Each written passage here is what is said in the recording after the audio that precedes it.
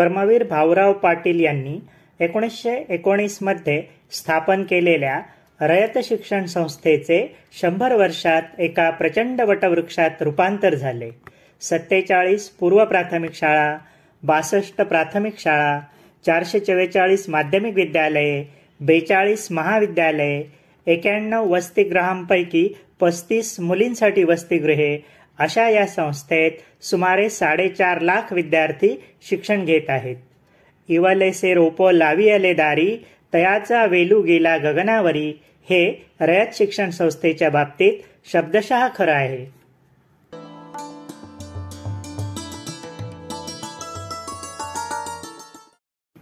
कोल्हापूरमधील हातकणंगले तालुक्यातील कुंभोज या गावी 22 सप्टेंबर 1887 रोजी कर्मवीर भाऊराव पाटील यांचा जन्म झाला.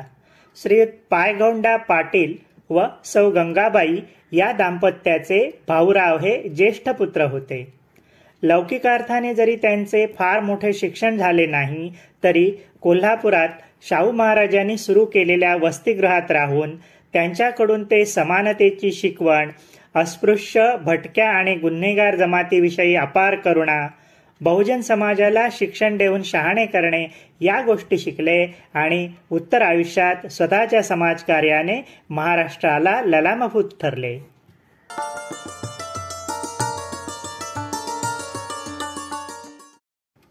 सन 1902 पासून दीनबंधू वृत्तपत्रातून येणारे सत्यशोधक समाज आणि महात्मा फुले यांचे विचार त्यांच्यावर परिणाम करीत होते.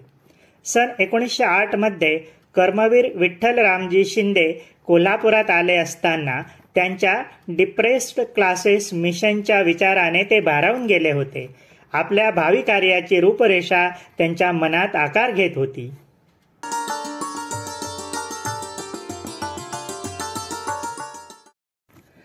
सन 1910 मध्ये भाऊराव आपल्या काही स्नेहांना भेटायला दुधगाव, जिल्हा सांगली येथे गेले असता तेथील मराठी शाळेतील मधवण्णा गुरुजी 7वीचा निकाल उत्तम लागावा म्हणून सायंकाळी मुलांचा एक खास वर्ग घेऊन अभ्यास करून घेत असत. यातूनच भाऊरावांना दुधगावला विद्यार्थी आश्रम नावाची अभ्यासिका सुरू करण्याची कल्पना सुचली. नंतर त्या आश्रमाचे वसतिगृहात रूपांतर करण्यात आले. त्यात सर्व जातींची मुले राहत असत. हे वसतिगृह म्हणजे भविष्यातील वसतिगृहांची प्रयोगशाळाच होती.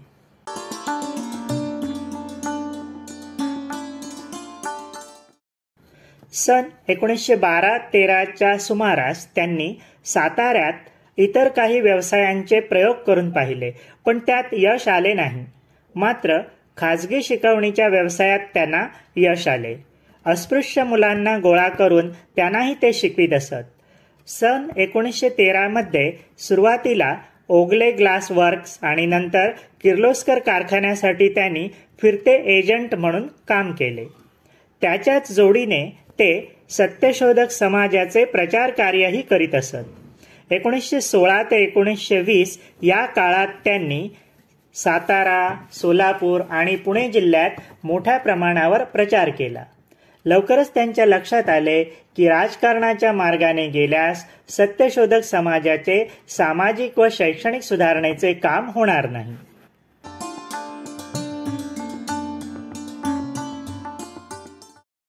सप्टेंबर 1919 मध्ये धोरणात्मक निर्णय घेण्यासाठी सत्यशोधक समाजाची परिषद भरली असता भाऊरावांनी खेड्यातील शेतकरी रयत असल्याने त्यांनी या सभेत रयत शिक्षण संस्था स्थापन करण्याचा ठराव मांडला व तिच्याद्वारे सत्यशोधक समाजाचे शैक्षणिक कार्य करण्याचे ठरविले. ठराव एकमताने पास झाला. मात्र शाळा तत्काळ सुरू न करता वसतिगृह सुरू करण्याचा पूरक ठराव मांडून तो पास करण्यात आला. अशा रीतीने ऑक्टोबर 1919 मध्ये वसतिगृह सुरू झाले व रयत शिक्षण संस्था ही स्थापन झाली.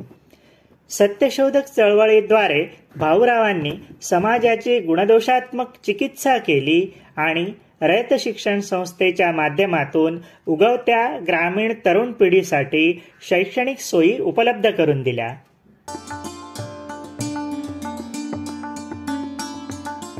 सन 1924 मध्ये साताऱ्यास आपल्या घरातच 4 मुलांना घेऊन दसऱ्याच्या मुहूर्तावर त्यांनी वसतिगृह सुरू केले. त्यात 2 मराठा, 1 महार व 1 त्यांचा स्वतःचा भाऊ होता. त्यांना आपल्या घरीच ते जेवू घालीत आणि शिक्षणासाठी त्यांची नावे सातारच्या शासकीय माध्यमिक शाळेत घातली होती.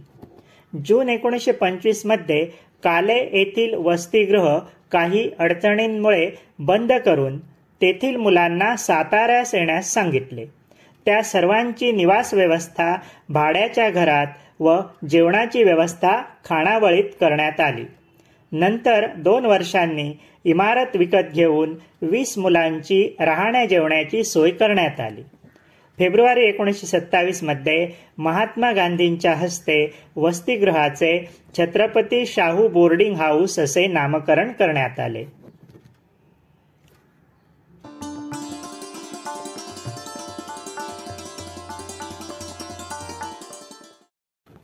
भाऊराव जिल्हाभर हिंडून प्राथमिक शाळेतील शिक्षकांना भेटून, हुशार मुलांच्या पालकांना भेटून त्यांच्या मुलांना साताऱ्याला वसतिगृहात पाठविण्यास सुचवित असत.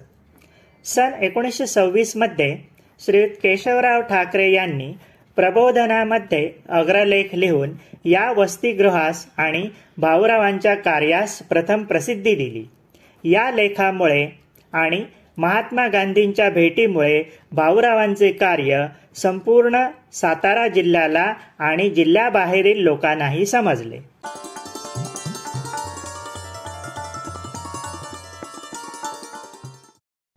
सातारच्या शाहू महाराजांची धनिनीची बाग या नावाने प्रसिद्ध असलेली सुमारे 12 एकरची एक बाग बरीच वर्षे ओस पडलेली होती. भाऊरावांनी सातारच्या महाराजांचे कारभारी श्रीयुत दत्तात्रय कारखानीस यांना विनंती करून ती खंडाने वसतिगृहासाठी घेतली. बाग ताब्यात येताच भाऊरावांमधला शेतकरी जागा झाला. त्यांनी तेथे झोपड्या बांधून मुलांची सोय केली आणि भाजीपाला पिकवण्याचीही सोय केली. सर्व शेतकऱ्यांचीच मुले असल्याने त्यांनाही बागेत काम करणे आवडत असे. स्वावलंबी शिक्षण आणि कमवा व शिका या योजनांचे मूळ या सातारच्या धनिनीच्या बागेत आहे.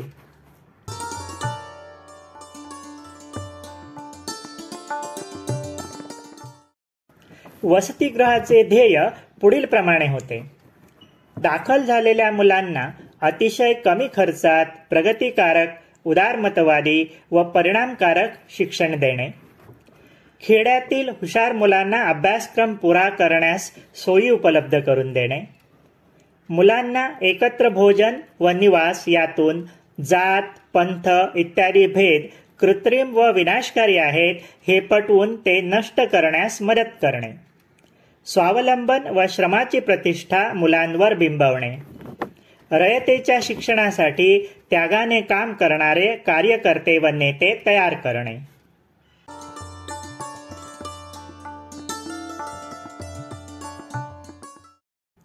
वसतिगृहातून मॅट्रिक पास झालेल्या मुलांची उच्च शिक्षणाची सोय पुणे, मुंबई, कोल्हापूर, सांगली, बडोदा व बेळगाव येथे परिस्थितीनुसार व सवलती मिळण्यानुसार करण्यात येत असे.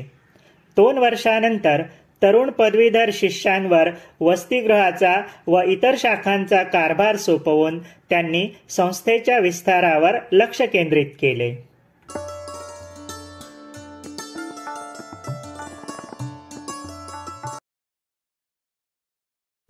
रयत शिक्षण संस्था जरी स्थापन झाली होती तरी संस्था नोंदणी कायद्याखाली नोंद केल्याशिवाय तिला शासनमान्य शैक्षणिक संस्था सुरू करता येत नव्हती. सन 1935 मध्ये संस्थेची घटना तयार होऊन संस्था नोंदणीकृत झाली. त्याच वर्षी प्राथमिक शिक्षकांसाठीचे ट्रेनिंग कॉलेज स्थापन करण्यात आले. अशा रीतीने जनसामान्यात म्हणजेच रयतेत शिक्षण प्रसाराच्या चळवळीचा पाया घातला गेला.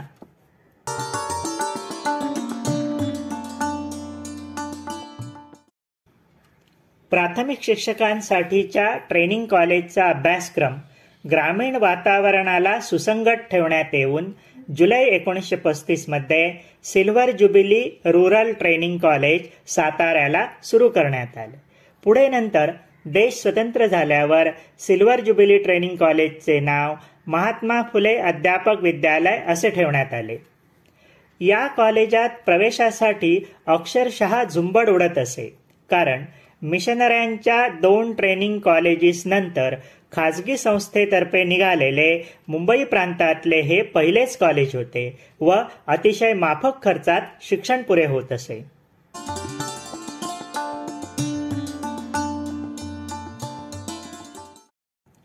अनेक अडचणींचा सामना करीत रयत शिक्षण संस्थेचे शिक्षण प्रसाराचे कार्य भाऊराव करीत राहिले. या कामी त्यांना सहाय्य करणाऱ्या व्यक्तींची यादीही फार मोठी आहे.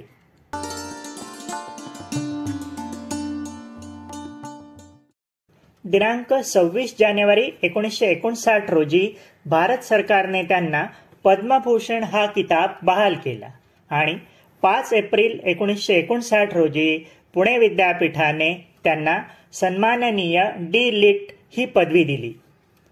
अखंड दगदगीमुळे त्यांच्या तब्येतीवर परिणाम होत होता.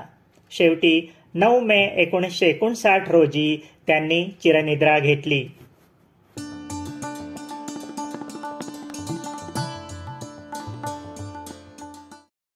त्यांची पत्नी सौ लक्ष्मीबाई यांनी आपल्या पतीच्या कार्याला आपले सर्वस्व वाहिले होते.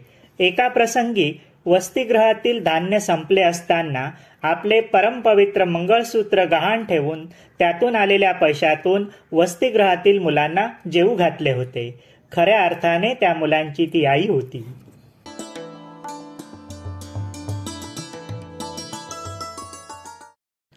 भाऊरावांच्या वसतिगृहात त्यांच्या प्रेमळ छत्रछायेखाली आणि शिस्तीत वाढलेली मुले खरंच भाग्यवान होत, ज्यांना जात पात पंथ भेद या काल्पनिक गोष्टी नाहीसं करणारं, स्वावलंबनाचं श्रमाचं महत्त्व शिकवणारं खरंखुरं जीवन शिक्षण मिळालं.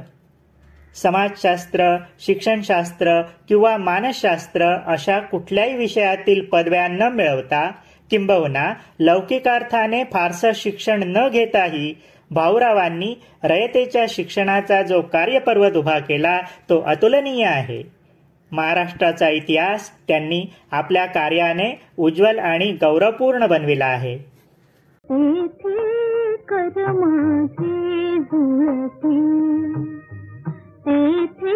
कर माझे जुळते